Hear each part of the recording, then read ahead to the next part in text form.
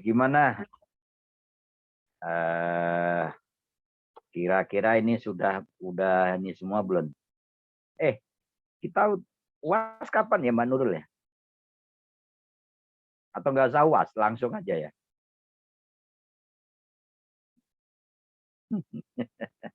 Tanggal 12, Pak. 12. Minggu depan ada? Depannya lagi, Pak. Oh, sekarang tanggal berapa? 28, Pak. Oh, 28. Berarti tanggal 5 baru tanggal 12 masih 2 pertemuan ya.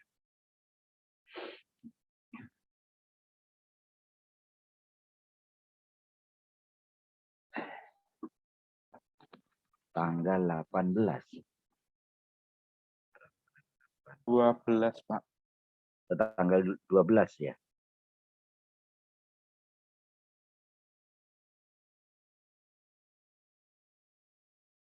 Kemarin habis ya sampai kelompok 5 ya.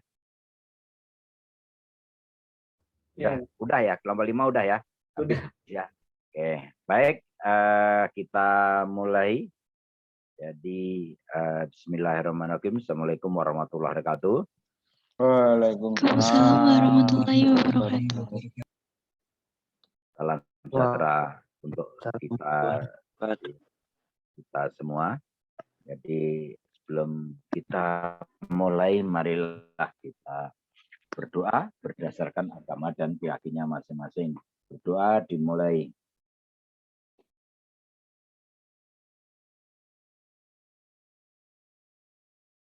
Berdoa selesai. Baik, terima kasih rekan-rekan semua. Kemarin sudah kita diskusi dan hasilnya bagus-bagus nih.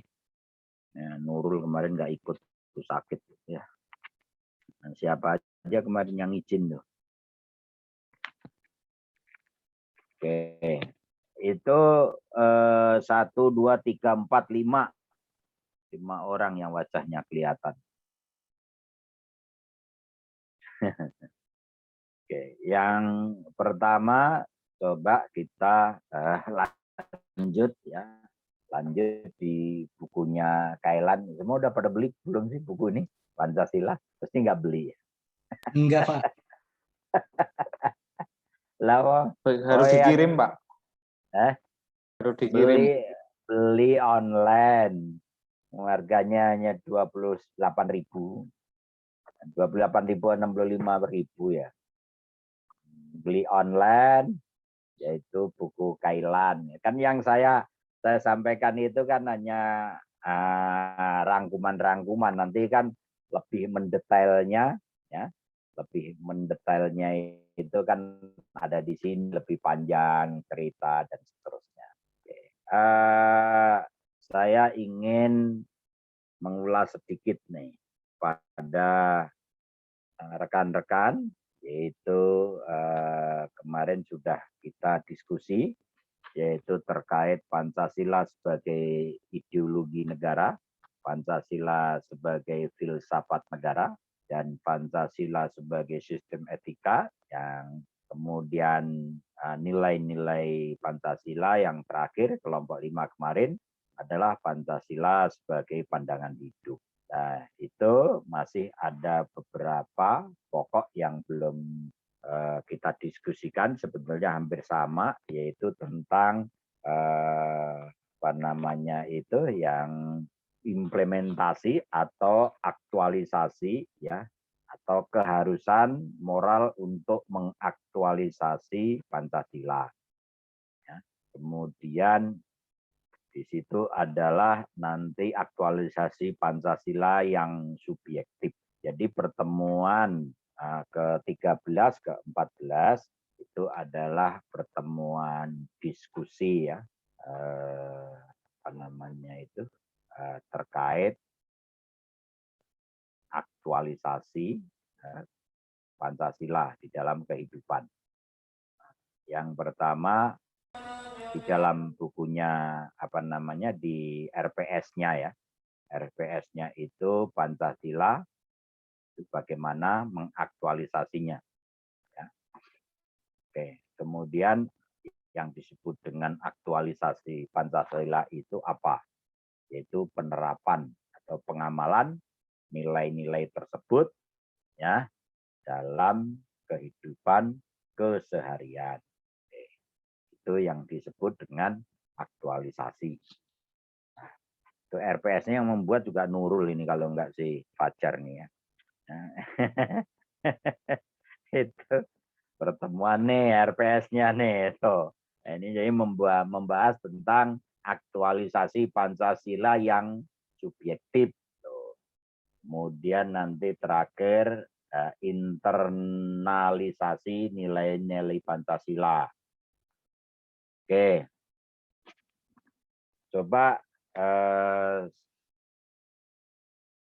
ya siapa tadi yang nongol sebentar itu hilang tadi? Mas Abdullah. Halo. Halo Pak.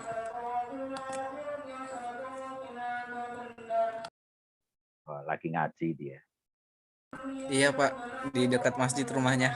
Ya sudah, nggak jadi mau saya tanya. Ini yang lainnya, itu ada Doni Martin, ada Doni Wahyudi, ada Leoni. Coba ini wajahnya dilihatin semua nih. Ini ada gambar kucing segala, siapa ini gambar kucing? Aldi.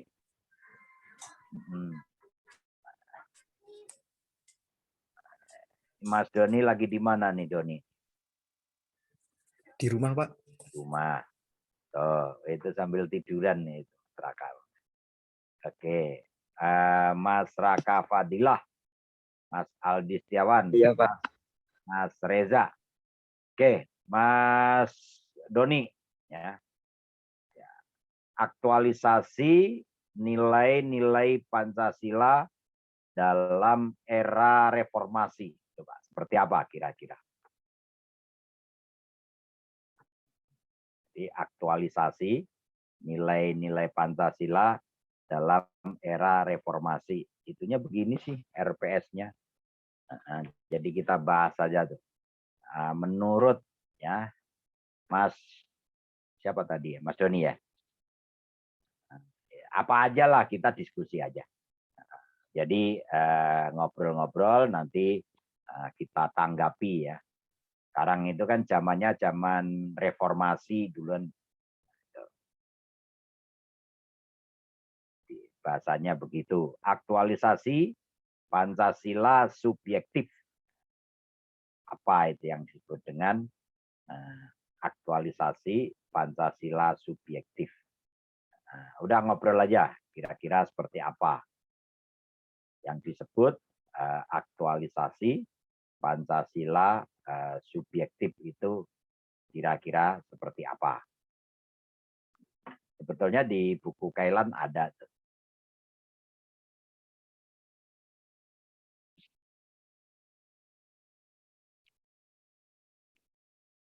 Subjektif individu Pak dia. Pancasila yang berindividu. Ya boleh di apa ya, dieksplor aja, disampaikan aja. Ya kalau untuk aktualisasi dalam kehidupan di era reformasi tentunya Pancasila menjadi sosial bernegara Pak, dalam arti untuk kesatuan dalam bernegara baik masyarakat sosial dan secara utuh Pak. Seperti itu sih yang Oke, jadi kuncinya tadi Pancasila subjektif itu adalah diri sendiri, betul itu, ya, diri sendirinya betul. Oke, ditambahin Mas Aldi Setiawan. Jadi aktualisasi Pancasila yang subjektif. Jadi tadi sudah betul Mas Doni menyampaikan aktualisasi Pancasila yang subjektif itu pelaksanaan Pancasila diri sendiri, ya, setiap pribadi, maksudnya seperti itu. Nah, yang disebut dengan pribadi-pribadi itu, ya, itu seperti apa kira-kira? Oke, tadi udah betul, Mas Doni, dipancing sama Mas Doni betul itu. Jadi subjektif itu adalah setiap pribadi, perorangan, kan gitu ya, setiap warga negara, setiap individu, kuncinya itu, clue-nya itu. Setiap penduduk, setiap penguasa, setiap orang Indonesia, kan begitu tuh.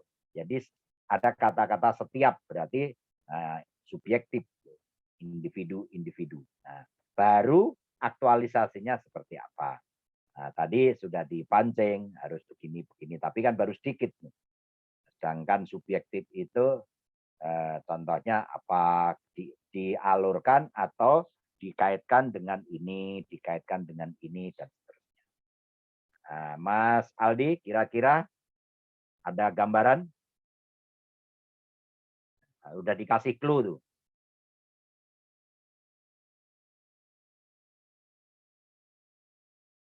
Apa aja? Banyak.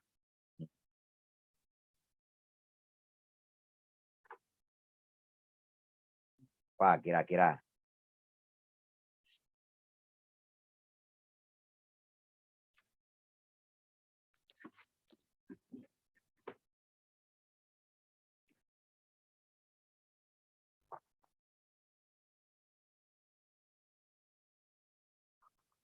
Jadi tadi clue-nya adalah setiap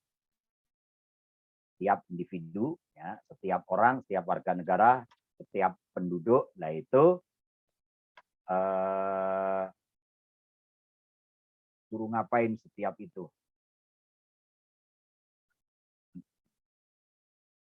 Kira-kira, ya sekata dua kata. Nanti kan ada yang nambahin. Apa Mas Aldi? Mas Aldi Setiawan.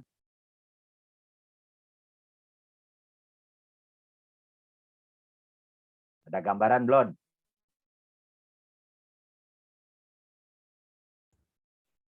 Kayaknya belum ya, Pak.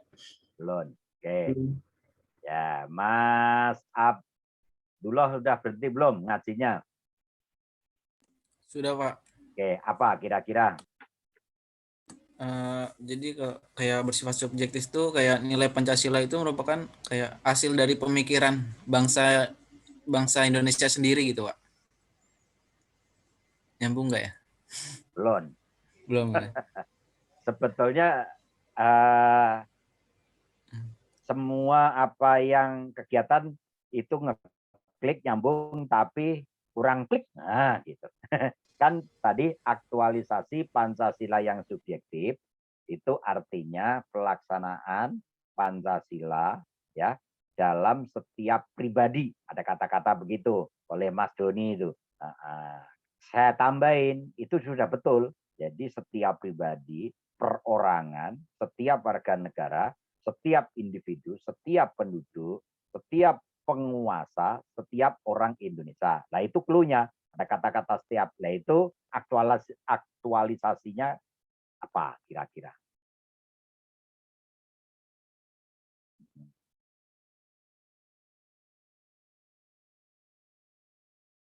Udah kira-kira ngeklik nggak dalam pikiran kita? Ini benar tidak Pak, Pancasila yang berkaitan dengan kesadarannya dalam mengamalkan suatu Pancasila, Siapa ini? menghayati dan mengamalkan Pancasila. Raka Pak. Oh, iya. Raka. Raka di mana Raka?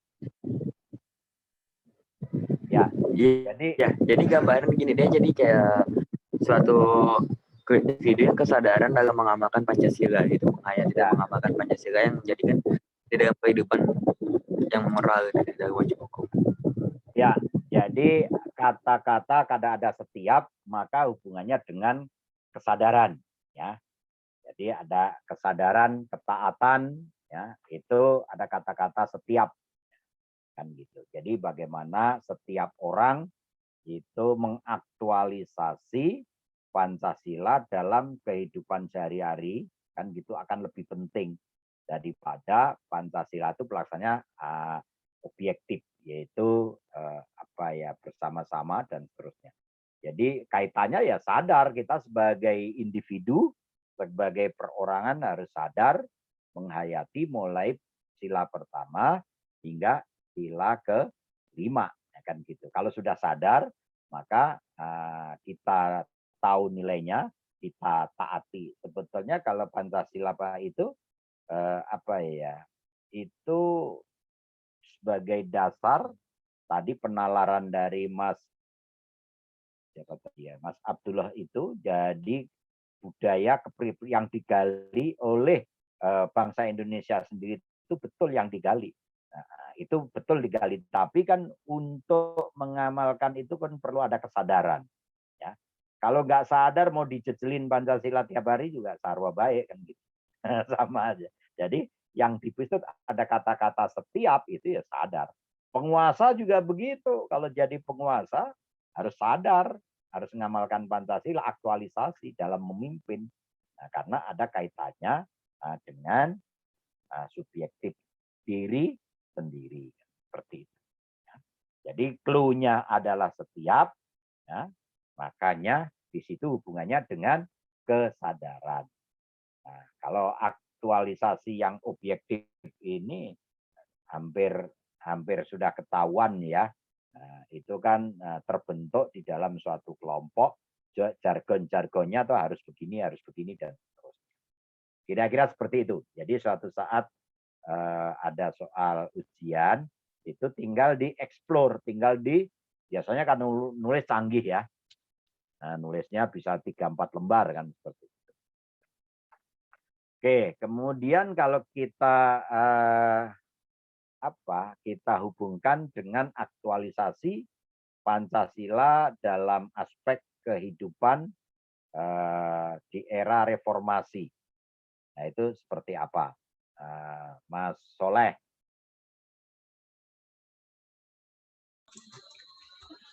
Siapa? Kalau menurut saya dalam aspek di era reformasi, ya kita saling membuka diri, menjaga kerukunan di antara umat yang beragama, Pak. Membina dan menghargai antara umat yang beragama, walaupun berbeda agama, kita harus saling menjaga kerukunan tersebut, Pak. Gimana Pak? Itu saja Pak. Boleh. Itu namanya pendapat. Nurul, tambahin pendapatnya. Kalau menurutnya Nurul itu aspek kehidupan di era reformasi itu ada dari beberapa aspek Pak. Kayak mulai dari kehidupan pribadi, bermasyarakat, berbangsa, bernegara, terus aspek politik, ekonomi, sosial, budaya, dan lain-lain. Kalau disebutin semua banyak banget. Banyak banget ya. Jadi mulai dari aspek mulai dari aspek pribadi sampai politik dan seterusnya ya. Iya. Oke. Nah, cocok enggak Mas Soleh kira-kira? Cocok Pak. Cocok. Kenapa sih harus ada aktualisasi ya di era reformasi? Emang di orde baru itu emang nggak ada aktualisasi Pancasila. Menurut Mas Soleh seperti apa? Di era orde baru ada sih Pak. Kalau menurut saya kan Pancasila ini sebagai dasar negara Pak. Jadi dari semenjak zaman dahulu ya sampai sekarang ya kita berlandaskan dengan Pancasila Pak. Pancasila negara. Itu aja Pak. Ya, artinya Pancasila itu ada terus. Hanya kebetulan di dalam era reformasi itu kan runtuhnya ya orde orde baru ya kan ya. Kemudian muncul tokoh-tokoh ya reformasi. Nah, tokoh reformasi siapa aja Mbak Nurul? Kata yang mengaku tokoh itu loh. Udah lahir belum waktu zaman reformasi? Belum. Emang reformasi tahun berapa? Lupa. Nurul 9. kelahiran tahun berapa? 2003. Nurul kelahiran 2003? Iya.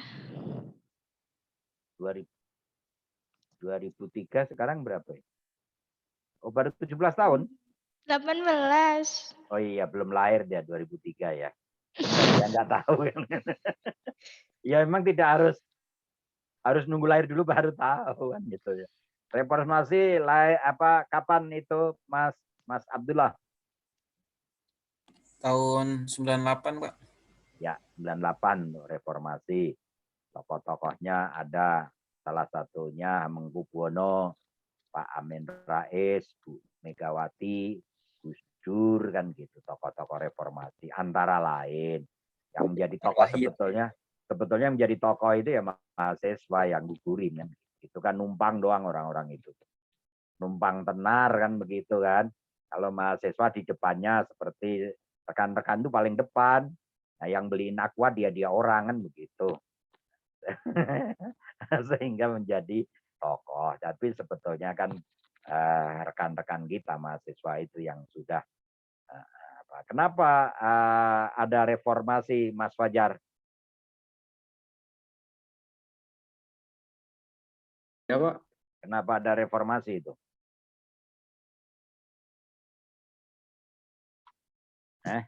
Karena agar loyalitas warga Indonesia itu tetap menjunjung tinggi dasar negara, Pak, dan sebentar. Itu ada karena agar piye maksudnya? Karena tadi apa, Pak, pertanyaannya, Pak? Ya, Pak Mas Fajar ngomong kenapa ada reformasi. Mas Fajar sampaikan karena agar. Nah, karena udah agar gitu loh. Kenapa ada reformasi? Kenapa ada reformasi? Mahasiswa harus tahu itu kenapa ada reformasi. Ada reformasi itu untuk reformasi sendiri itu kan perubahan kan, Pak, itu perubahan era. Di mana era tersebut kita melangkah lebih maju untuk berkembang, untuk meningkatkan demokrasinya atau beberapa aspek lainnya entah itu aspek masyarakatnya atau pemerintahannya sendiri gitu, Pak. Intinya kita untuk lebih maju lagi karena dari reformasi itu kita bisa lebih baik ke depannya. Kalau ada pertanyaan karena berarti ada sebab akibat. Kalau agar itu kan harapan. Ya. Kalau sudah agar itu harapan ke depannya itu benar. Nah, karena itu kan alasannya. Nah, pasti Krisis ada alasannya. moneter termasuk nggak, Pak? Ya, siapa tadi? Wendy. Oh, Wendy suaranya kayak ini, kayak di Trans TV. ya itu. Oke, lanjut kalau gitu. Wendy, kenapa ada reformasi? Ya, karena terjadinya krisis moneter di 1998. Itu doang? Iya, betul. Oke. Mas Raka, karena apa? Lebih ke perkembangan aja sih, Pak, dari Orde Lama ke Orde Baru gitu. Orde Lama udah tumbang sama Orde Baru, kejauhan. Iya, Pak, ke perkembangan. Oke. Mas Doni, kenapa itu harus ada reformasi?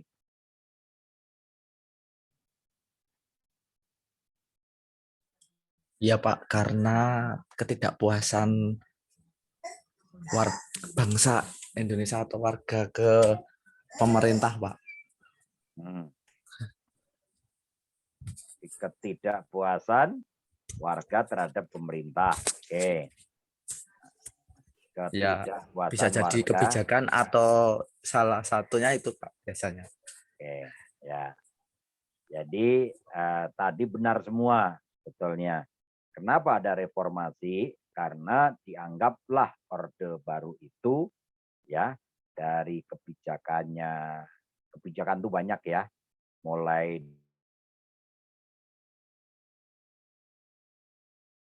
dari keadilan politik, demokrasi, mulai dengan investasi, kesejahteraan, sekolah, dan seterusnya. Nah, kemudian sampai keuangan negara yang tadi krisis moneter itu gunung esnya, puncak gunung esnya kan seperti itu. Makanya jika itu di Orde Baru itu kan dikuasai oleh elit ya, sentralisasi. Nah, jadi tentara di depan, semuanya di depan pakai semua alat kekuasaan sehingga masyarakat itu kurang puas ya, hanya segelintir orang yang diuntungkan. Nah, itulah alasannya kita harus maju, kita harus berubah. Jadi Mas Fajar, reformasi itu berubah betul, harus berubah. Nah, harapannya ya menjadi baik saat ini. Pertanyaannya kan tadi harapannya dari Mas Fajar agar berkembang, agar maju, agar baik. Pertanyaannya, ya pertanyaan saat ini, apakah lebih baik dari yang dulu atau seperti aku belum pada lahir sih ya. Jadi nggak ngalamin. Oke, nah, kita sederhanakan pertanyaannya, kita sederhanakan.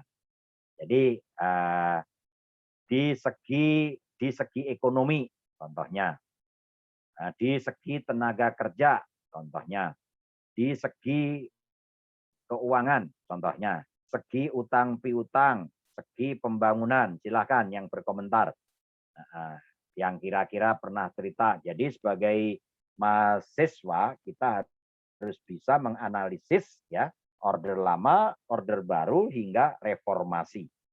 Kira-kira apa sih bedanya? Ini ada hubungannya dengan Pancasila.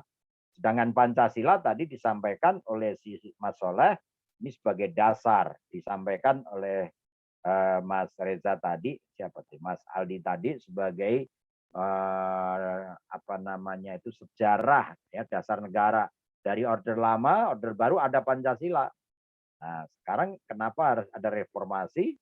Karenanya penyebabnya rakyat tidak puas dengan kepemimpinan oleh si penguasa Orde Baru, maka mahasiswa bergerak ya untuk perubahan yang tadi pertanyaannya dijawab agar oleh Mas Fajar kan begitu kan ya, agar nanti bergerak, agar nanti maju dan seterusnya kan begitu kan ya.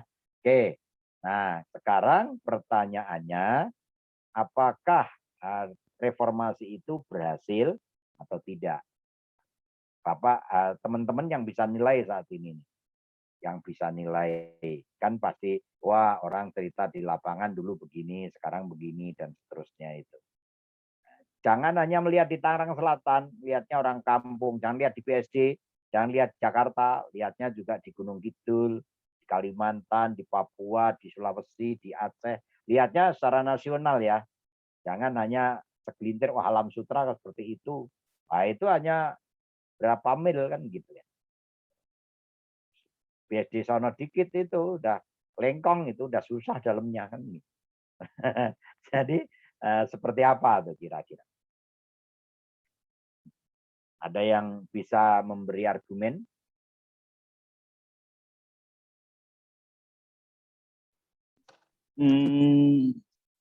Menurut saya belum sepenuhnya Pak untuk belum sepenuhnya berjalan dengan sempurna karena masih banyak kebijakan pemerintah dalam penanganan masalah-masalah belum terselesaikan dengan baik, terutama di bidang hukum yang kurang adanya keadilan bagi yang melanggar hukum yang tidak sebanding dengan perbuatannya sendiri. Nah, mungkin saya berikan satu contoh Pak, untuk itu seperti kasus pembunuhan di hukum yang saya amati saat ini, jika pelaku itu melakukan pembunuhan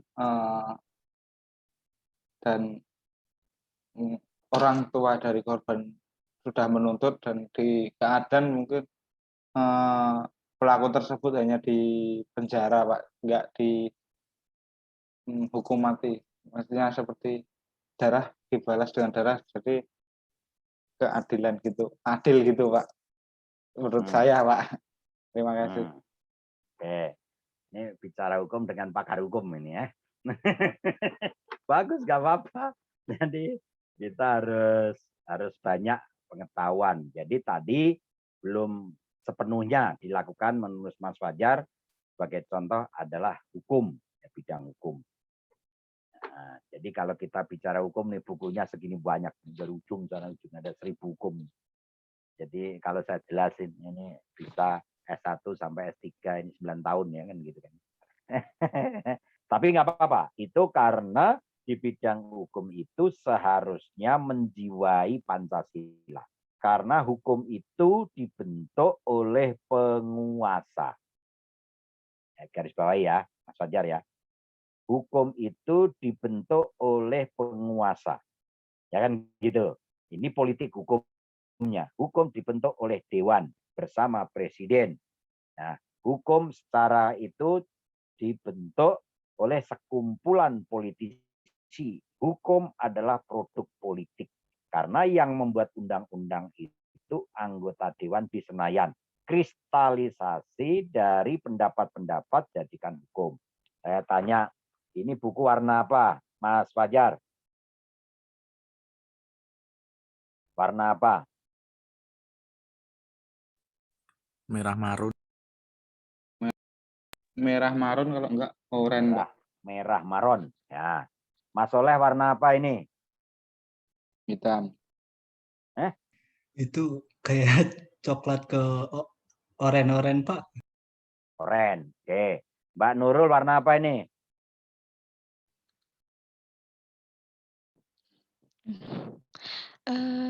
Lebih ke merah-merahan sih Pak. Kemerah-merahan. Mas Raka warna apa ini? Tapi gelap. Merah, maron. Ibu, merah-merah habis ditonjokin. Mas Joni merah apa ini? Merah marun tuh Pak. Merah maron. Di sini ada 3 pendapat. Ada hitam.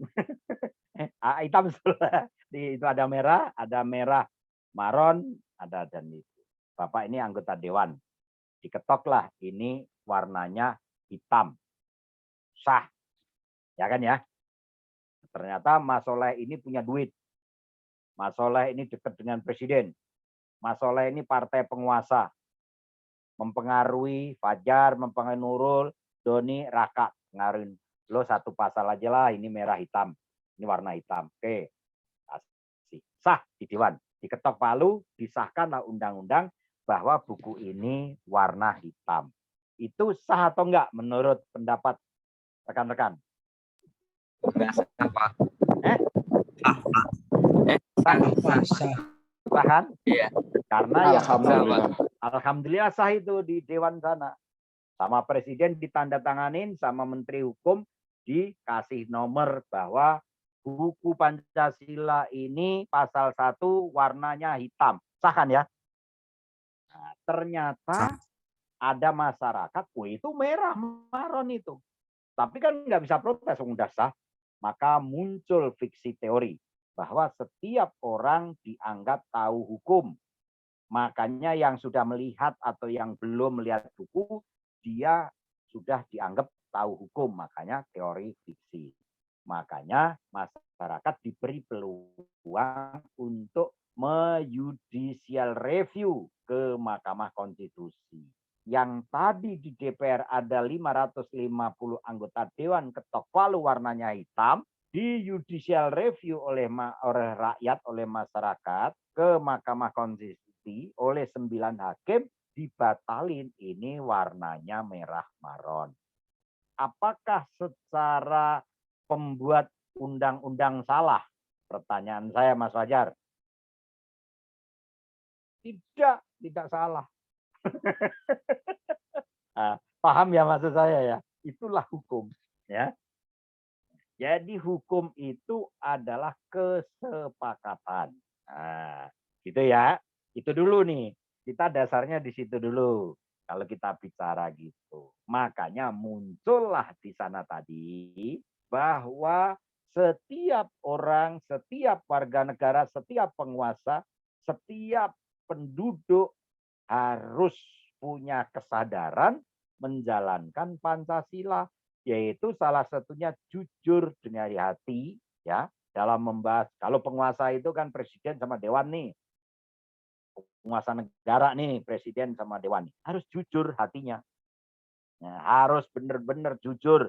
Benar nggak kalau ini merah maron, ini warna hitam? Nah, itu tadi tuh muncul, yaitu adalah setiap orang, yaitu aktualisasi Pancasila dalam atau aktualisasi Pancasila yang subjektif, yaitu diri sendiri yang jujur, kesadaran.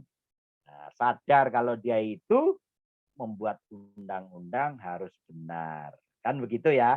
Jadi kalau kita hubungan seperti itu tuh. Nah, sekarang keadilan. Keadilan itu subjektif. Nah, bingung lagi kan dibalik. Jadi keadilan itu, adil itu tidak mutlak. Adil itu berpihak. Mas Fajar contohnya punya saudara yang dibunuh. Pengennya dihukum mati, tapi dihukum hanya 20 tahun atau seumur hidup. Menurut Mas Fajar itu tidak adil. Tapi menurut hakim adil. Dinilai. Nah, mulai proses pembunuhannya itu seperti apa. Kan seperti itu. Jadi kalau kita lihat harus diceritakan fakta hukum mulai dari sila pertama, dinilai apakah yang membunuh itu punya agama, punya keyakinan, punya kemanusiaan, coret. Nah, punya ini, coret. Kira-kira yang memutuskan seperti apa? Bagi orang yang diputus itu adil. Bagi yang tidak menerima, yang kalah tidak adil. Jadi keadilan itu ada yang puas, ada yang tidak dipuaskan.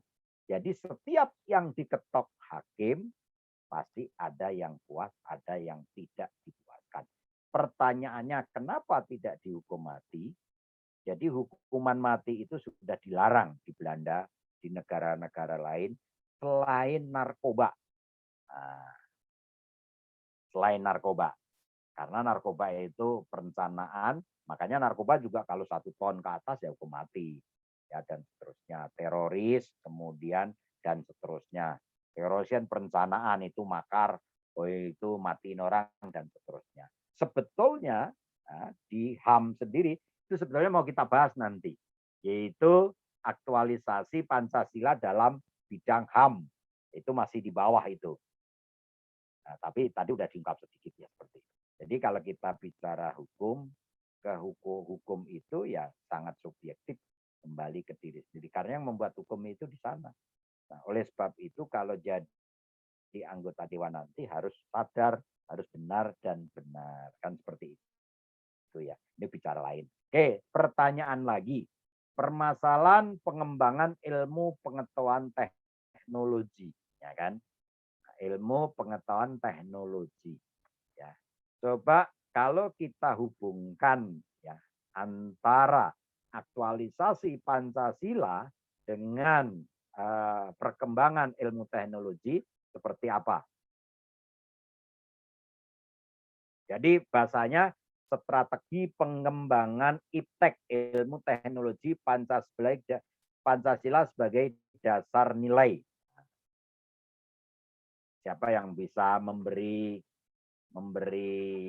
apa namanya itu argumentasi kira-kira. Jadi strategi pengembangan ilmu pengetahuan dan teknologi, ya, Pancasila sebagai dasar nilai. Loh, kok Fajar kebalik? Bisa muter begitu dia.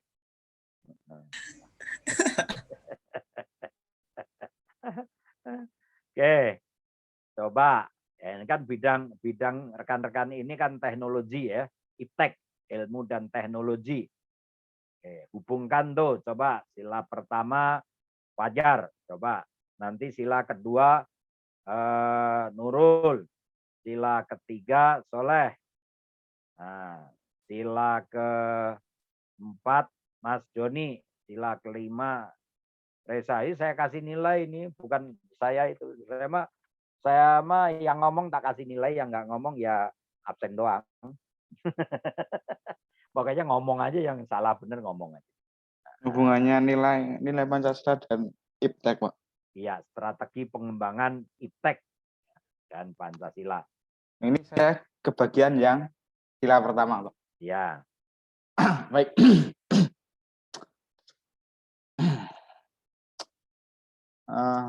Perkembangan sila pertama, yaitu ketuhanan yang Maha Esa, jika dihubungkan dengan ilmu teknologi. Saat ini ilmu teknologi digunakan sebagai pengembangan agama. Salah satu saya ambil contoh YouTube. Di YouTube kita, ini mohon maaf, ini saya Islam. Di YouTube saya biasa melihat kayak seperti kultum yang sudah ada pengajian terus direkam diupload ke YouTube, itu kita bisa sambil ngaji bareng atau saling mencari informasi. Jadi kita tidak hanya tertuju dengan satu dakwah, tapi kita bisa mendapatkan beberapa ilmu dari beberapa ustadz yang mengupload di YouTube tersebut. Jadi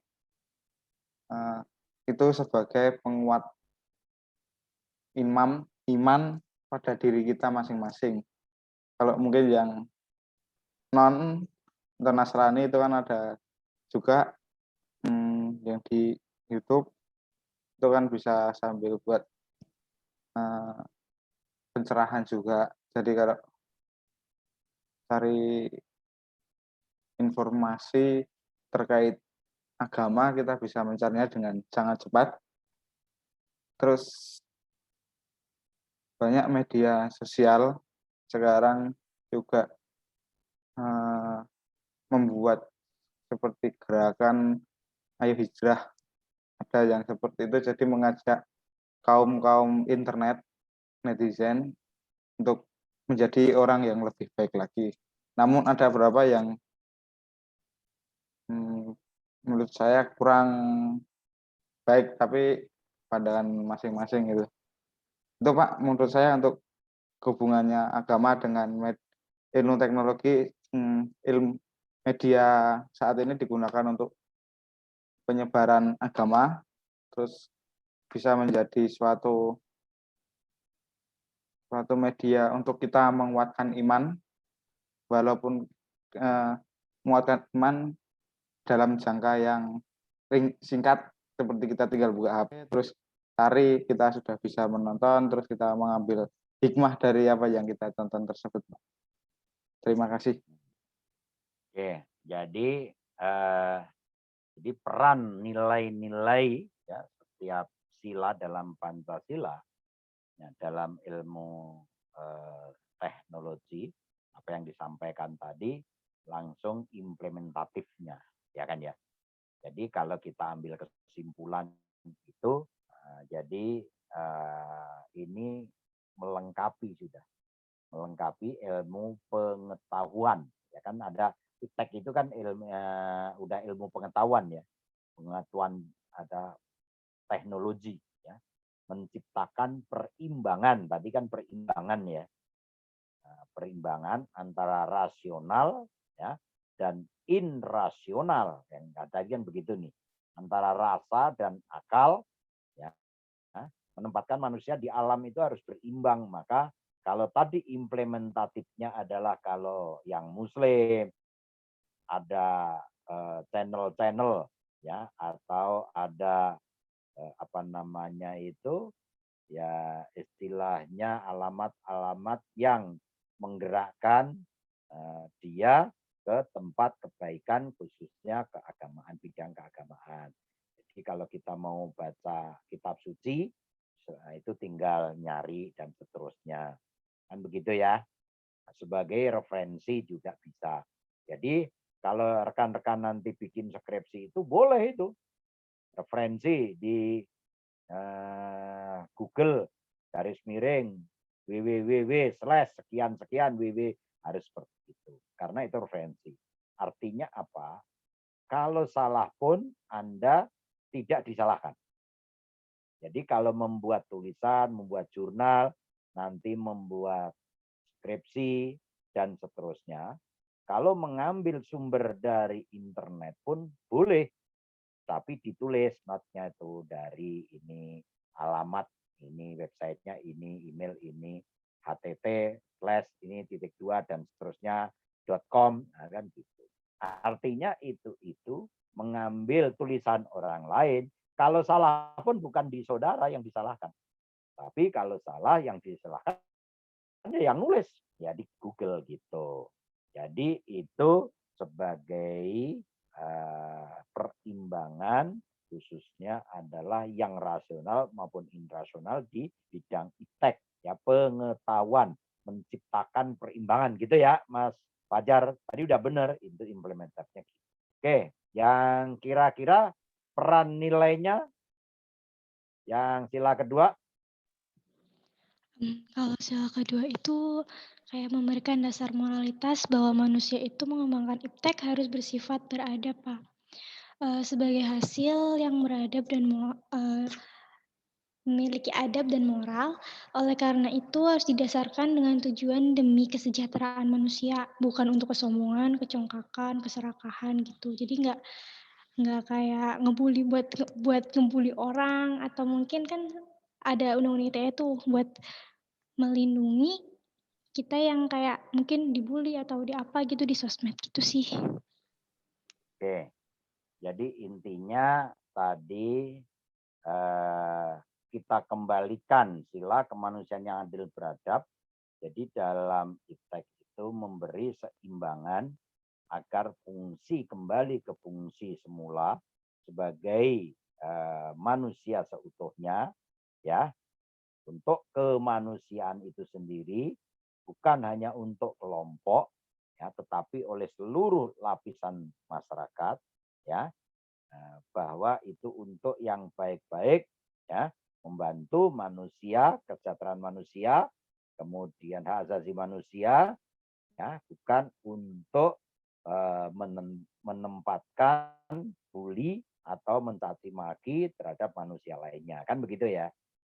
Oke, itu iptek ya, itu nanti di sila keempat. Jadi kita kembalikan seharusnya kesadaran diri yang tadi itu, ya, jadi subjektif tadi itu kembali lagi ke kesadaran diri.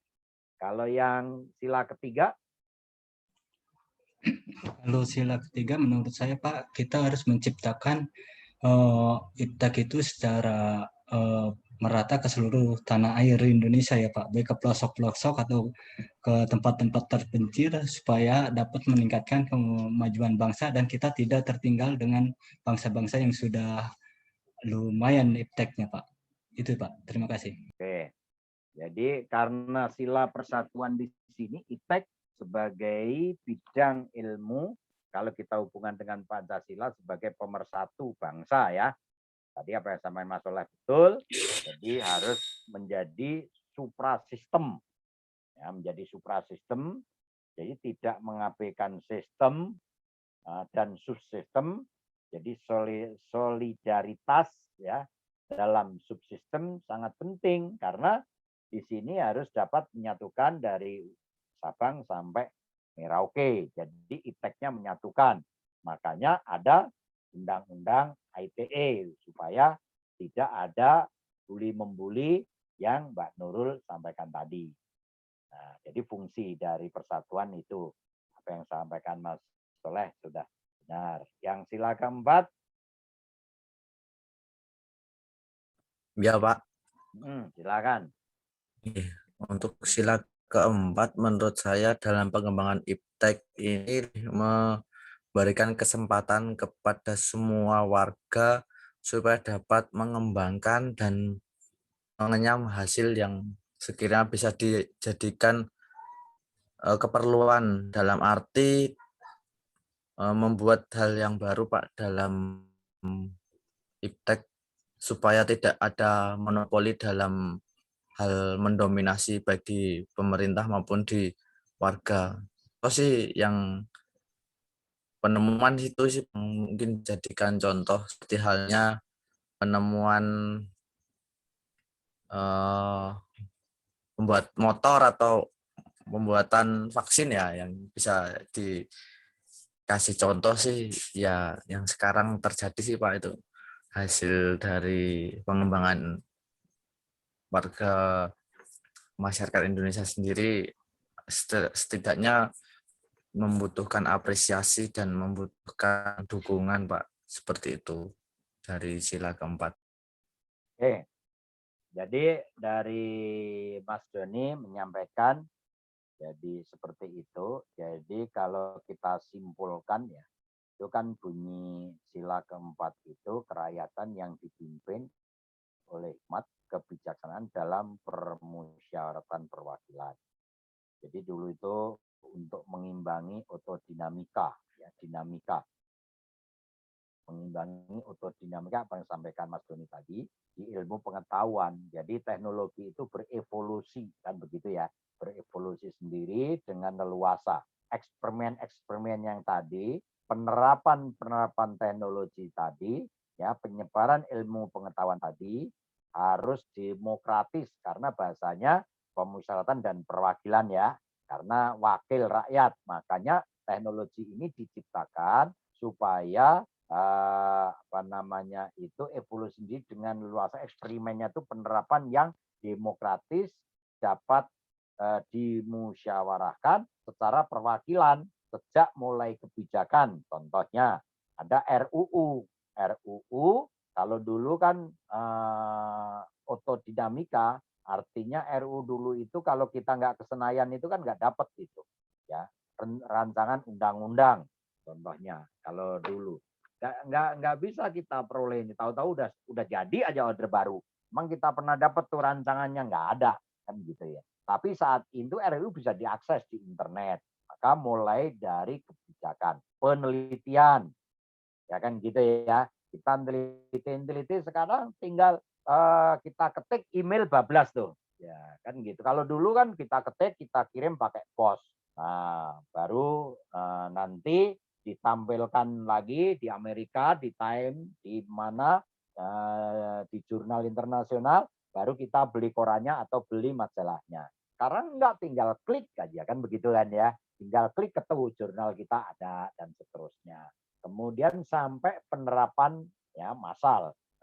Jadi kalau rekan-rekan ini mau ngeklik contohnya Perda DKI, udah ketemu semua namanya JDIA, Jaringan Dokumentasi Hukum kan gitu kan ya. Nah, situ udah ketahuan semua. Itu yang disebut di sini. Jadi apa yang disampaikan Mas Doni betul, di sini adalah untuk membuat sesuatu ya supaya rakyat itu menikmatin ya dari perwakilan-perwakilan tersebut. Makanya mulai dari kebijakan, penelitian sampai penerapan massal itu ilmu pengetahuan itu membantu ya, mengimbangi seperti itu. Kira-kira itu saya tambahan doang tadi betul. Ya ini nambahin yang lebih agak tambahin klik seperti itu. Yang sila kelima.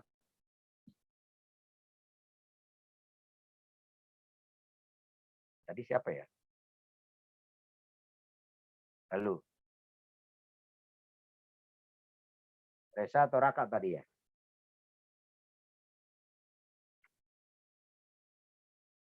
Raka ya? Bukan Pak, Reza Pak. Oh, saya lupa. Reza ya. Coba. Iya. Wajahnya ini, saya ingat wajahnya di pojok sini tadi. Di bawahnya Soleh, sekarang pindah di bawah. Apa kira-kira?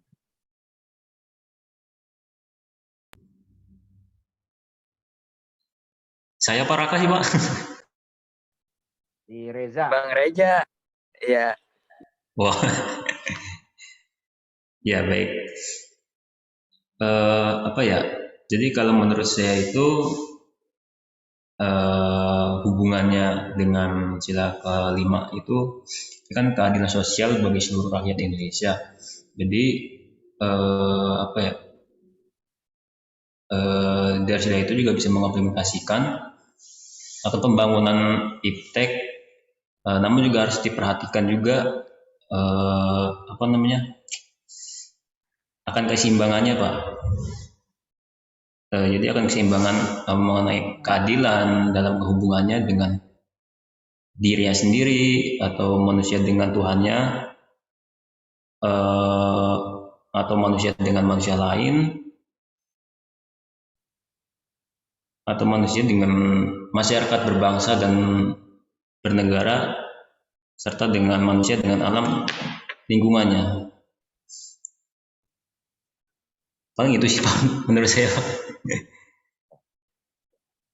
Oke, jadi sila keadilan sosial bagi seluruh rakyat Indonesia itu tadi sudah betul ada kata-kata di situ mengimbangi.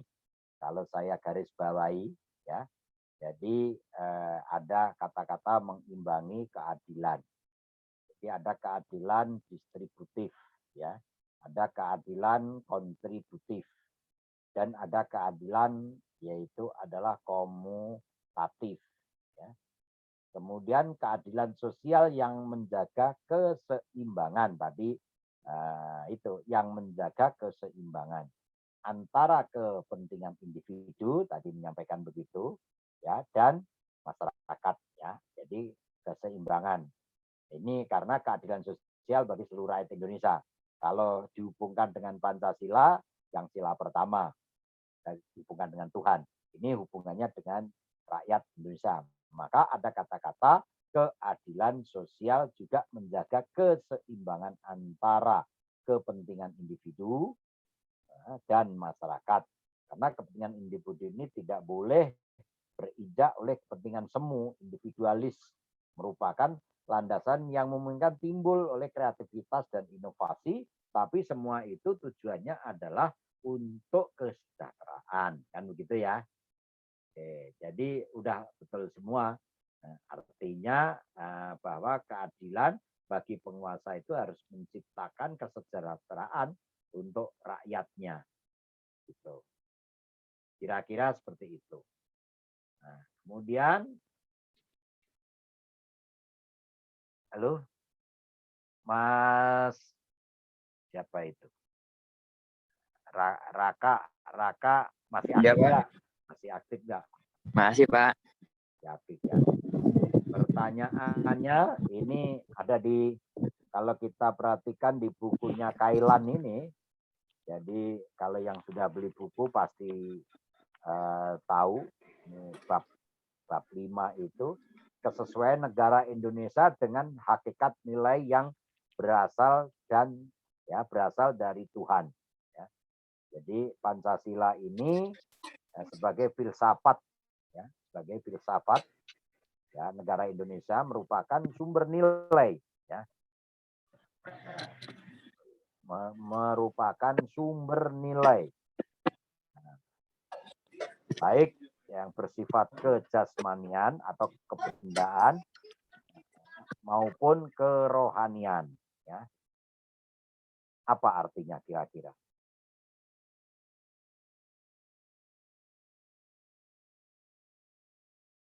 Apa komentar masyarakat? Iya, Pak. Bentar, Pak, lagi cas tuh, Pak, pengen lobet. Oh, lobet. Iya, bisa ngecas. Ya. Nah, ini sebetulnya ada di sini di buku Kailan. Nah, makanya beli buku Kailan. Jangan ngetik rumus F logika terus.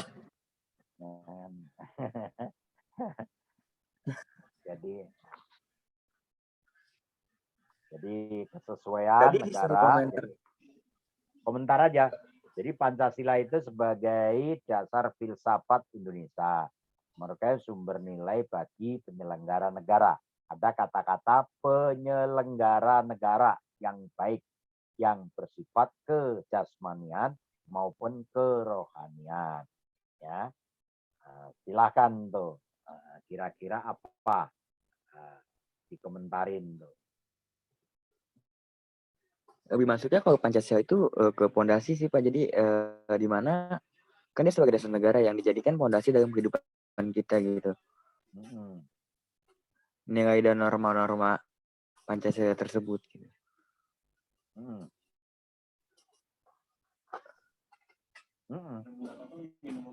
Iya, udah ya. Mungkin itu aja. Iya betul itu.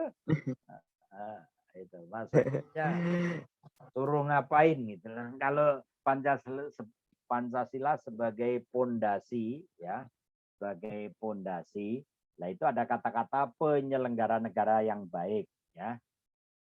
Nah, dihubungkan tuh tadi kan Pancasila pondasi. Nah, itu apa maksudnya?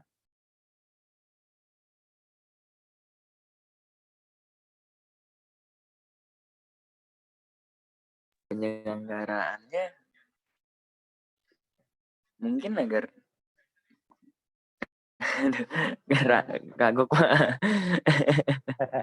Apa nanti kalau ditanya adiknya yang kelas 2 SMA kan ngerti. Iya. Fondasi itu sebagai dasarnya itu Mas, dasar. Fondasi kan dasarnya. Iya, jadi kan dari pondasi itu kita tahu nih penyelenggaraan apa yang tidak boleh kita langgar dari situ. Jadi kenapa disebut sebagai pondasi karena takutnya penyelenggaraan itu mungkin. Takut salah Pak. Jangan takut salah, mahasiswa itu benar.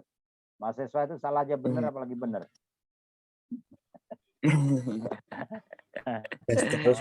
Ya mungkin itu sih Pak. Jadi itu sebetulnya ada kaitannya yang tadi diuraikan oleh rekan-rekan. Jadi ada kata-kata penyelenggara negara yang baik, kan begitu kan ya. Jadi sila ketuhanan yang Maha Esa, kalau kita lihat di bab 5 ini, ya, bahwa sebagai penyelenggara negara itu, ya, bahwa setiap orang, individu sebagai penyelenggara negara, maka ya, dia harus mengetahui dari tujuan ya, negara, dari tertib hukum, dari sistem negara, ya, baik itu yang bersifat material, yaitu kebendaan, maupun yang bersifat kerohanian, ya, kejiwaan. Jadi moral negara, moral para penyelenggara negara, dan lain sebagainya itu harus menggambarkan nilai-nilai Pancasila. Khususnya adalah ketuhanan yang Maha Esa. Artinya apa?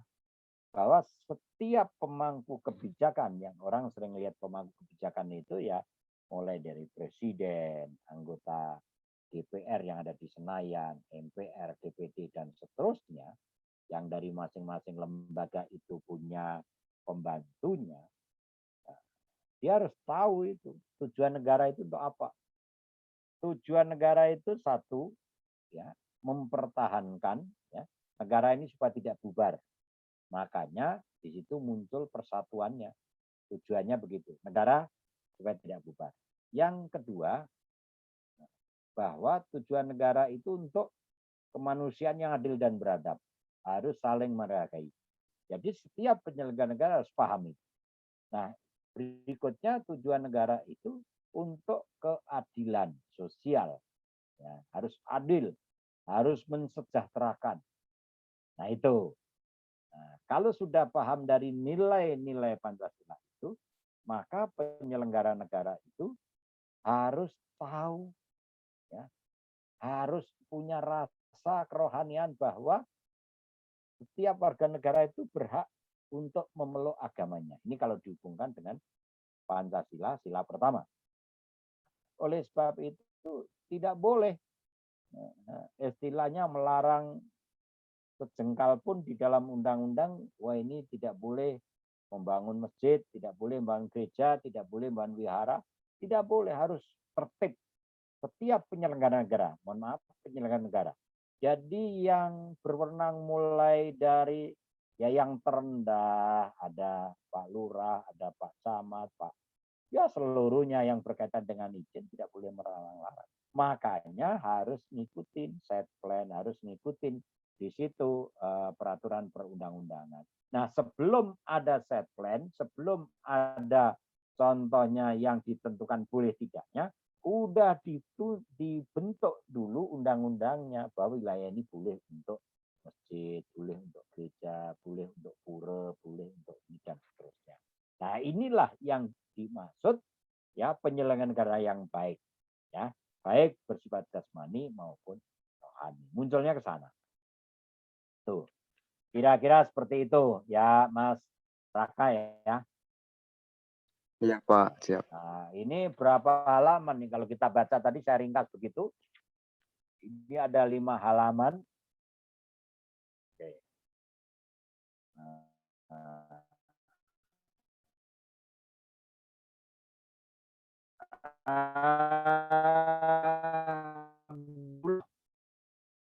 Negara lokasi. Tes.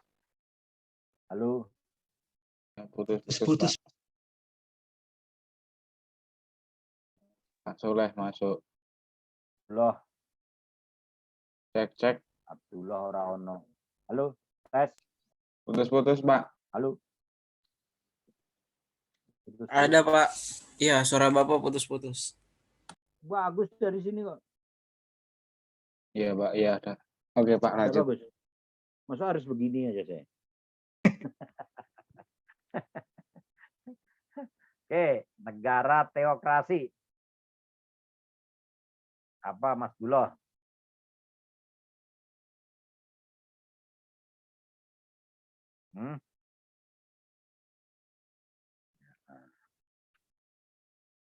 Kira-kira apa?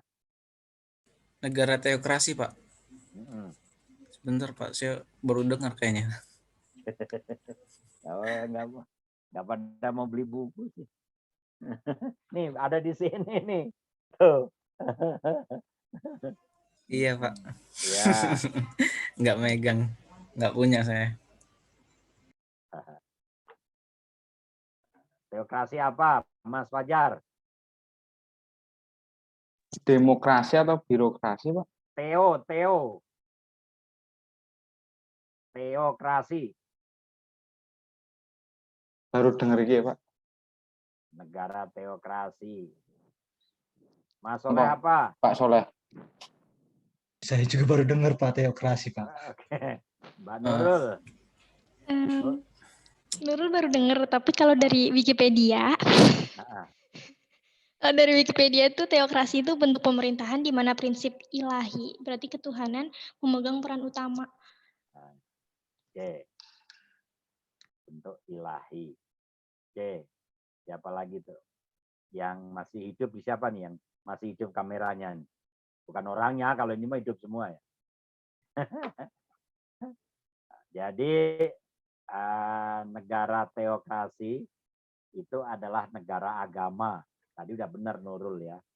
Jadi sebetulnya hanya kurang, tadi kan berbentuk apa tadi Pak Nurul di Tokopedia? Dari Wikipedia. Wikipedia belanja. Ya Tokopedia mah. Saya kira di toko. Seru.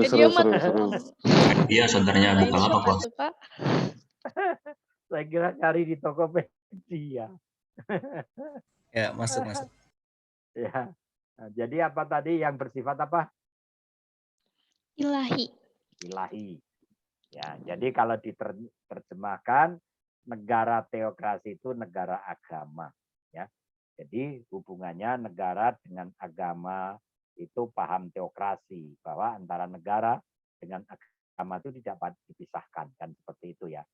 Ya, makanya dia bilang di Tokopedia tadi kan, itu adalah ilahi kan gitu kan, yaitu negara agama. Jadi nanti kalau ditanya hubungan kausalitas antara negara dengan Tuhan adalah bersifat langsung. Ya. Hubungan kaulitas antara negara dengan Tuhan itu bersifat langsung. Negara merupakan karunia dari Tuhan. Negara menyatu dengan agama. Pemerintah negara dijalankan berdasarkan firman-firman Tuhan. Nah, itu negara dari teokrasi. Ya. Sebetulnya ada teokrasi langsung, ada teokrasi tidak langsung. Nanti dicari ya, dicari di Mbah Google sana tuh. Ada apa namanya itu, negara teokrasi. Kemudian saya ingin tanya tuh lagi ke Mas Reza, paham ateis. Kemarin ada yang nanyain paham ateis itu apa itu? Apa Mas? Gimana Pak? Gimana Pak? Paham ateis.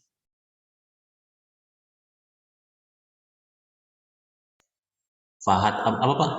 Ateis. Dengar Ateisnya. paham ateis.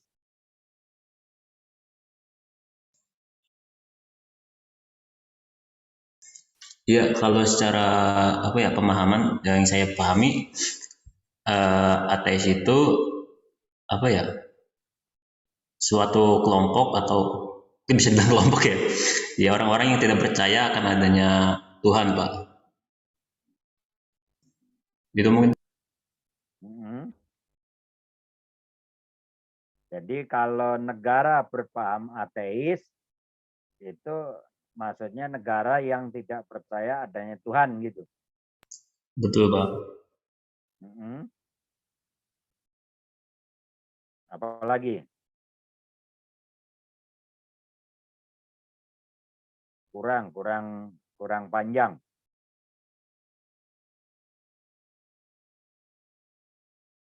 Jadi negara ateis itu di bukunya Kailan ini itu negara yang berpaham komunis.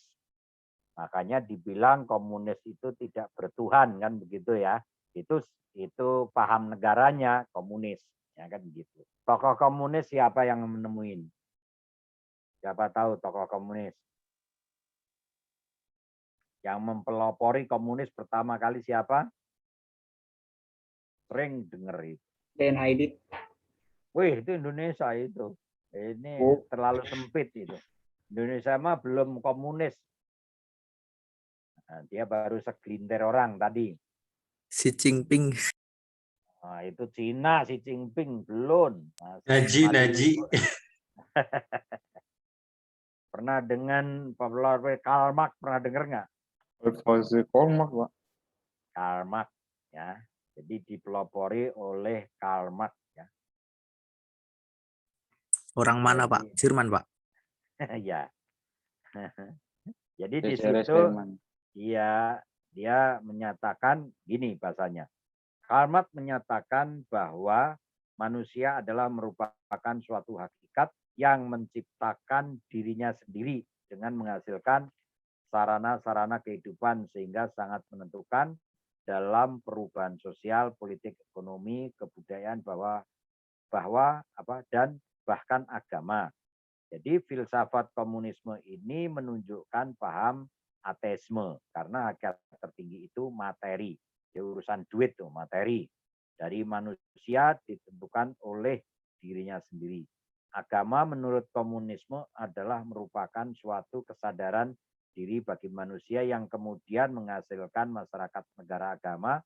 Menurut komunisme merupakan suatu realisasi fanatis makhluk manusia agama adalah merupakan keluhan makhluk tertindas. Jadi komunis itu kalau orang punya agama itu makhluk tertindas katanya. Kejam sekali. Jadi di sini kalau paham komunis ini, jadi otaknya materialnya duit. Jadi manusia itu ya dengan sendirinya aja laki, cewek, kawin, maka yang membentuk manusia itu ya manusia, bukan Tuhan. Ini di sini.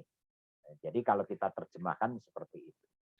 Nah, maka manusia itu bahasanya ditentukan oleh ya, manusia itu sendiri. Manusia itu berasal dari manusia satu dengan manusia lainnya itu sendiri.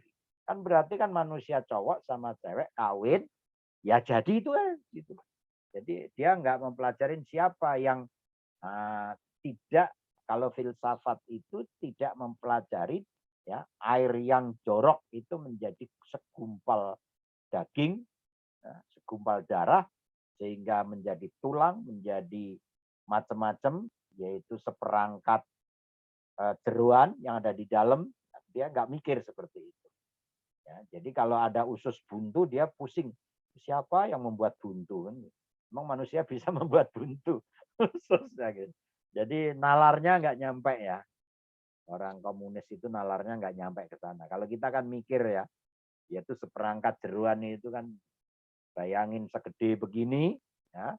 Makanya jangan sekali-kali bilang, wah kita orang ateis, karena nggak percaya bahwa manusia ini, Karl Marx menyatakan manusia itu dibuat oleh manusia itu sendiri, ditentukan oleh manusia sendiri. Gitu. Tuh kira-kira ya, itu komunisme. Ya, ada juga paham sekuler, ya, sekularisme. Ya, apa sekularisme? Yang tahu apa, Mas Raka, tahu nggak? Paham sekularisme? Baru pertama kali dengar, Pak. Ya, baru pertama, nanti cari di Mbah Google. Apa Fajar, tidur Fajar? Kak Fajar izin ke toilet. Nurul boleh jawab? Boleh. Kalau paham sekularisme itu paham yang memisahkan antara agama sama kehidupan dulu.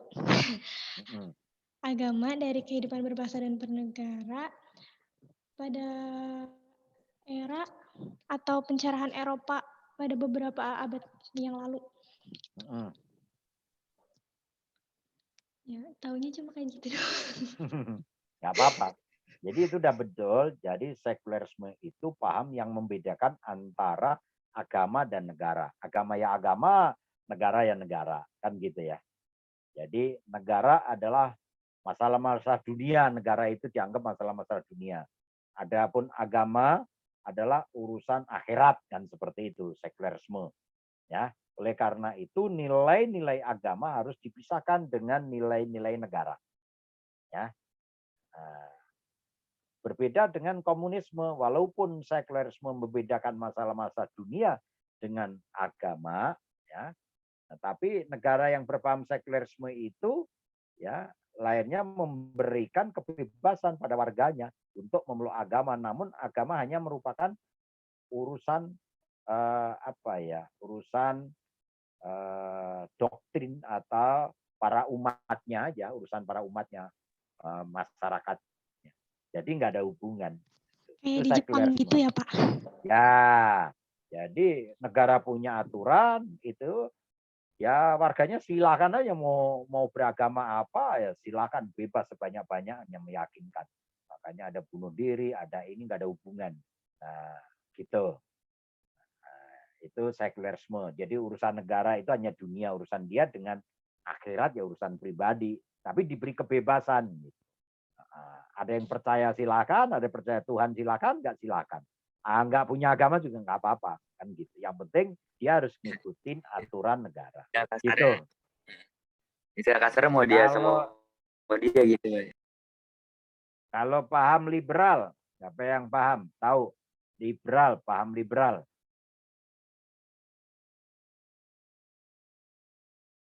Liberal, kemarin sering kita diskusikan. Apa Nurul? Pandangan filsafat pada apa ya? Halo. Liberal itu lebih ke kebebasan sih, Pak. Ya, apa? Jadi kayak negaranya itu bebas gitu. Mau ya jadi, hampir sama gitu. Jadi kalau tadi udah benar hanya kebebasan, tapi kebebasan apa? Kayak dari ideologi, terus pandangan filsafat, tradisi politiknya itu berdasarkan sama kebebasan dan persamaan hak sama nilai-nilai politik yang utama gitu. Gimana sih? Bingung jelasinnya. Jadi paham liberal kalau kita lihat di sini, negara memberi kebebasan terhadap warganya, ya. Jadi di sini setiap penduduknya itu diberi kebebasan ya, untuk memeluk agama, namun juga bebas untuk tidak memeluk agama. Jadi individu-individu itu sebagai sumber kebenaran untuk apa ya, mengkritik agama misalnya tentang Tuhan, Rasul, Nabi, kitab suci dan seterusnya. Jadi dia bebas, ya, liberal itu. Ya. Jadi negara hakikatnya mendasarkan pada kebebasan individual, orang per orang. Ya. Jadi negara itu hanya merupakan alat atau sarana individu. Jadi negara hanya alat, sarana individu. Sehingga masalah agama dalam negara juga sangat ditentukan oleh kebebasan individu. Nggak diatur di sana. Terserah lu punya agama, terserah, nggak terserah. Yang penting hidup kan gitu ya. Nggak mengganggu kan begitu. Nah, kalau kita kan nggak seperti itu. Kita itu negara paling bagus di Indonesia, itu sedunia paling bagus. Ya, diatur, agamanya diatur, kemudian pornografi diatur. Kalau negara liberal nggak diatur, terserah mau semaunya, ya nggak dipenjara orang, ya bebas gitu. Kita kan nggak boleh kan gitu. Asusila. Kita punya asasi. Kira-kira seperti itu. Nah, jadi unsur-unsur hakikat manusia itu ada susunan kodrat, ya, yang terdiri dari raga, ya, yang terdiri dari jiwa kodrat manusia. Ya. Nah, sifat kodrat manusia itu makhluk individu dan makhluk sosial. Nah, kemudian kedudukan kodrat manusia itu terdiri dari makhluk berdiri sendiri dan makhluk Tuhan. Nah, itu di Indonesia seperti itu unsur hakikatnya di dalam bukunya Kailan tersebut. Nah, jadi nanti lihat di unsur-unsur manusia. Nah, susunan kodrat itu, ya, susunan kodrat itu juga ada dua di situ.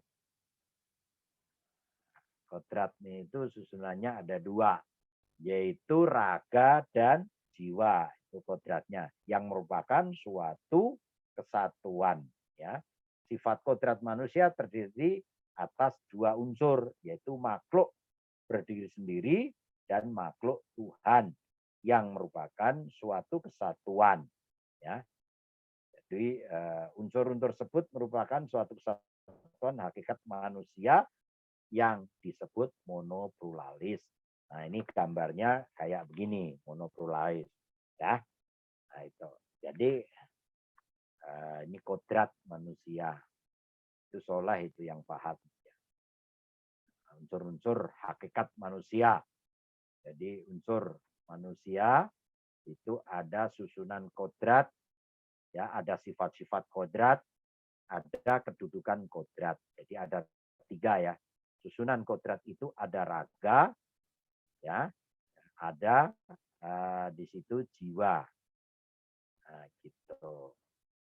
Kemudian sifat-sifatnya itu ada sifat manusia itu makhluk individu dan sebagai makhluk sosial itu sifatnya.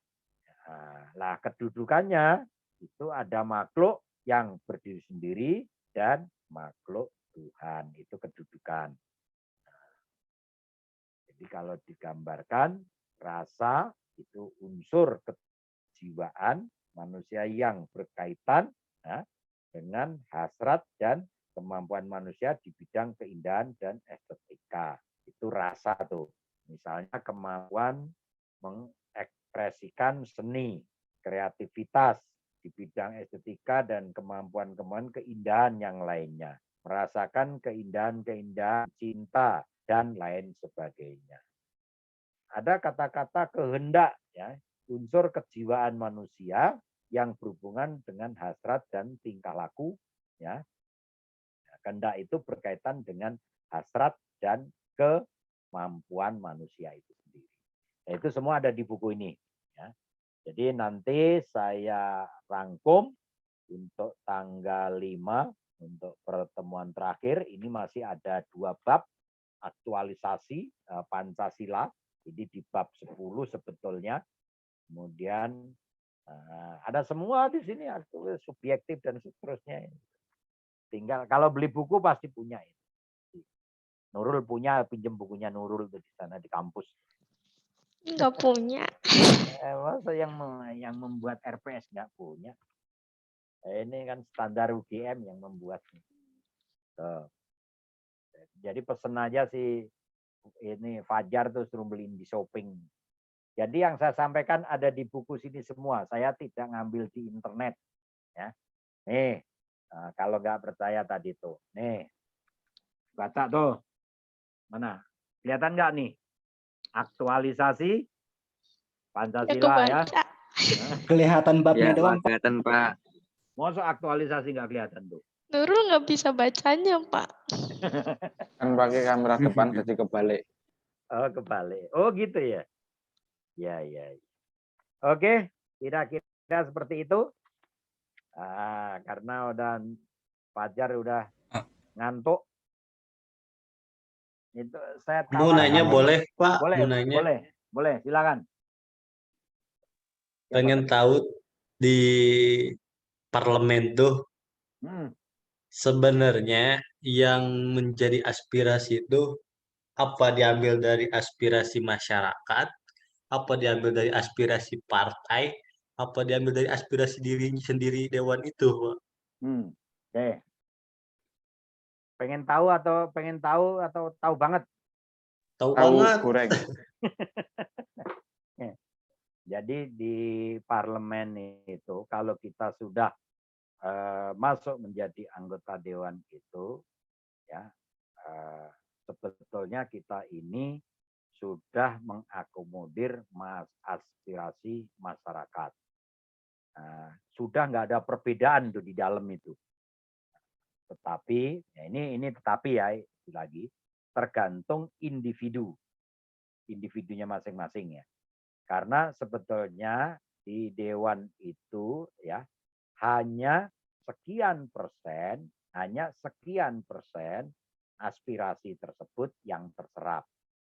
Nah, tergantung individunya mau membela rakyat apa membela kepentingan dirinya sendiri. Kan begitu. Kalau kepentingan diri sendiri itu hampir nggak ada. Itu urusan duit kalau diri sendiri ya. Itu nggak ada. Nah itu sedikit persentasinya. Kalau ada 550 anggota dewan yang di Senayan, yang korupsi 10, yaitu jangan dianggap setiap anggota dewan itu korupsi. Masih ada 540 yang baik. Kan seperti itu. Ya. Tetapi karena dia diwakil rakyat, pengennya rakyat itu 100% itu sempurna, ya sehingga kalau ada yang korupsi satu dianggap seluruh dewan itu korupsi. Yang pertama itu. Yang kedua, aspirasi kepengennya masyarakat itu semua instan, semua dibangun, semua diakomodir, sedangkan anggaran itu adalah terbatas. Contohnya di kota kabupaten punya APBD anggaran anggaran pendapatan belanja daerah contohnya 2 triliun. Kalau di Tangsel 3 triliun, 3,5 triliun. Nah, untuk biaya pembangunan setahun itu contohnya adalah 6 triliun. Itu kan separuhnya. Oleh sebab itu di list yang prioritas. Contoh sekolahan, puskesmas kesehatan, kemudian jalan. Jalan pun tidak semua. Nah, contohnya seperti itu. Jadi dicari yang prioritas. Nah, prioritas ini biasanya bukan muncul dari aspirasi. Ini sudah muncul dari kepala daerah. Karena kepala daerah pas kampanye juga nanti saya akan bangun sekolahan. Karena dewan itu biarpun yang ngetok palu itu dewan, tapi yang tahu permasalahan di lapangan itu, yang menentukan besar kecilnya anggaran itu adalah di dinas SKPD, OPD kalau sekarang perangkat daerah. Kalau di pusat kementerian. Jadi bisa dikata dewan itu mengamini. Itu dulu. Ya itu dulu. Tetapi dalam perkembangan zaman, seorang anggota dewan itu harus bisa menghitung berapa persen APBD ini, maka saya harus dapat sekian persen itu untuk aspirasi masyarakat konstituen yang disebut aspirasi, dana aspirasi atau pembangunan aspirasi.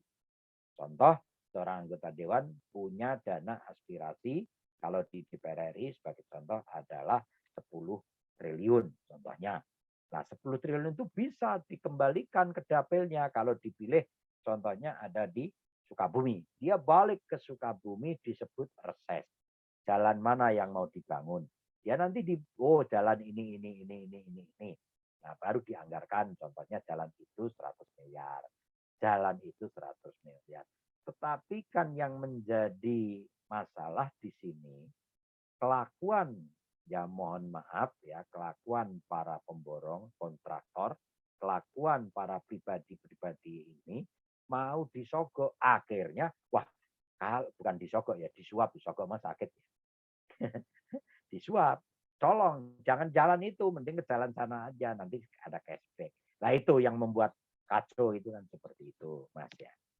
Nah, kalau dewannya itu punya hati, saya dipilih oleh masyarakat Sukabumi, masyarakat Sukabumi jalannya masih jelek, maka saya aspal supaya mulus, biarpun nggak ada cashback ke saya, nggak ada suap saya, nggak apa-apa. Kan seperti itu, seharusnya seperti itu.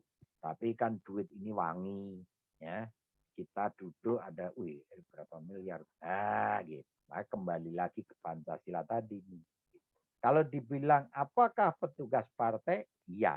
Tapi partai tidak menyuruh langsung ke situ. Yang nyuruh kita di situ itu adalah masyarakat. Partai hanya sebagai kendaraan. Kan seperti itu Mas ya. Selama petugas partai itu untuk memperjuangkan aspirasi rakyat, nggak bakal dipecat. Kan yang kita perjuangkan aspirasi rakyat. Pertanyaannya, full aspirasi, ya, apakah partai atau pribadi? Sudah campur, tapi komposisinya banyak aspirasi. Nah, posisinya nih, kalau presentasinya. Gitu, kira-kira. Halo. Yang tanya tadi sopo? Kak Wendy. Win. Halo. Yang tanya tidur. Oh. Ini udah kayak anggota dewan habis nanya pergi. Enggak apa-apa, Pak. Asal nggak dimatiin mic-nya. Ada lagi kalau mau nanya. Silakan ngorek-ngorek. Saya jawab semua. Cukup ya? Cukup. Sudah cukup, Pak. Ya, nanti silakan kalau tanya pengalaman, nah, kita jawab hubungannya dengan pekerjaan di mana saja. Insyaallah mau politik, mau demokrasi, mau hukum, mau Pancasila ini jawab. Saya kira itu kurang lebihnya mohon maaf ya. Kita cukupkan malam ini, saya lagi sakit gigi juga. Nyut-nyut ya rasanya. Jaga kesehatan ya. Baik. Pakai masker kalau keluar. Ya. Itu udah pakai toga aja itu mau Fajar. Udah mau wisuda gitu. Nah, pertanyaan saya satu. Ini pilihan nih ke rekan-rekan nih. UASnya nanti mau campur pilihan ganda atau isi semua? Campur. Kemarin aja. Kayak kemarin aja. Waduh, saya Mungkin disamain aja, Pak. Pilihan gandanya 10, isinya 10 gitu aja, Pak. Gimana nilainya kalau 10-10? 20, Pak, ntar hasilnya dikali 5. 50. IC aja 10 ya. Iya, Pak. Nah, Boleh.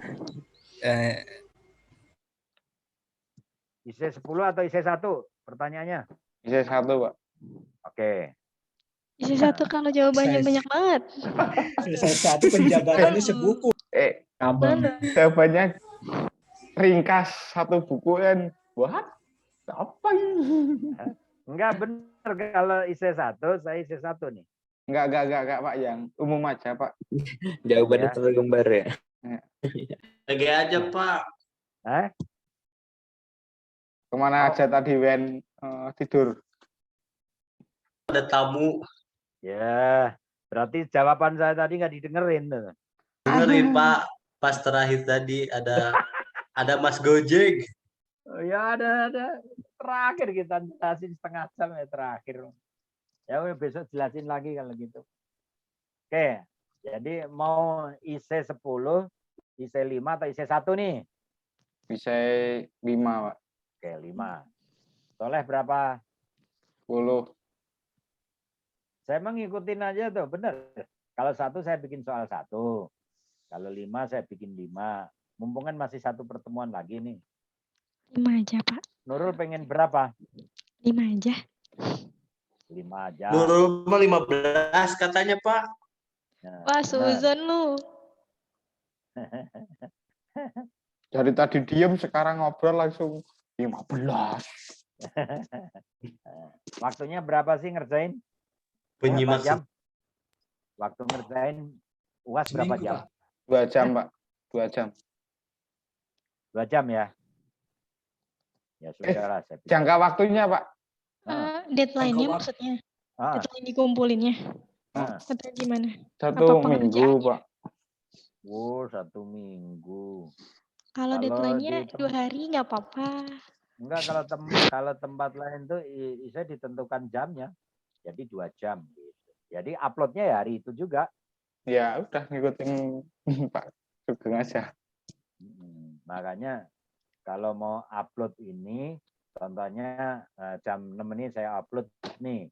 Kemudian jam 9 dikumpulin. Gitu, ini kan 2 jam. Ya. 2 jam. Mau isi berapa tuh? 2 jam. Saya 5 cukup. Cukup ya. Oke, jadi pertanyaannya jelaskan bab 1 sampai bab 5 begitu ya. Iya, Pak. Jawabannya beranak semua, Pak. Lo kan 5. Jelaskan tentang Pancasila sebagai nilai. Bukan ditulis tangan. Kalau dijelaskan sih masih bagus, Pak. Tapi kalau sebutkan dan jelaskan, nah itu, Pak.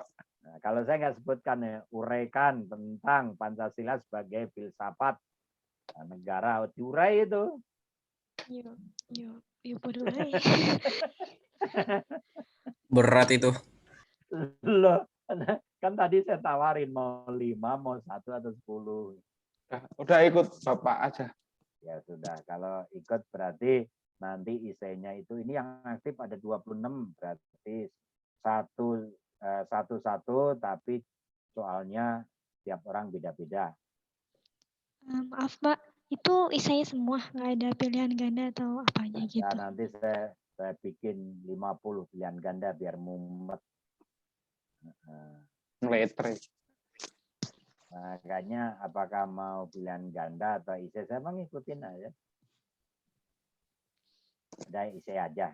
IC aja 1 soal gitu. Satu kalau soal, pilihan ganda mah si Fajar kalau soalnya salah mengenai itu dapat nilai. Kalau isai setidaknya iya dapat kan. Iya, salah. Masih ada nilai. Itu kemarin itu Tekar nggak ngomong itu pilihan ganda paling bagus, dia hanya salah 4. Tapi isinya salah juga.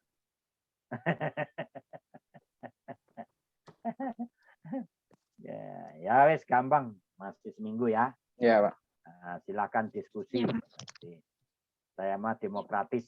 Kalau sudah diskusi sama rekan-rekan baru nanti silakan di grup, Pak. Saya kepengen soalnya ini enak kan.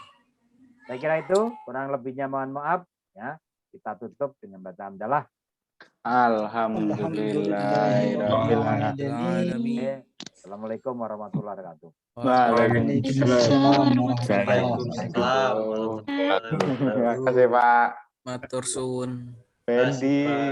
Terima Anda kasih Mas anjing. Fajar. Anda anjing.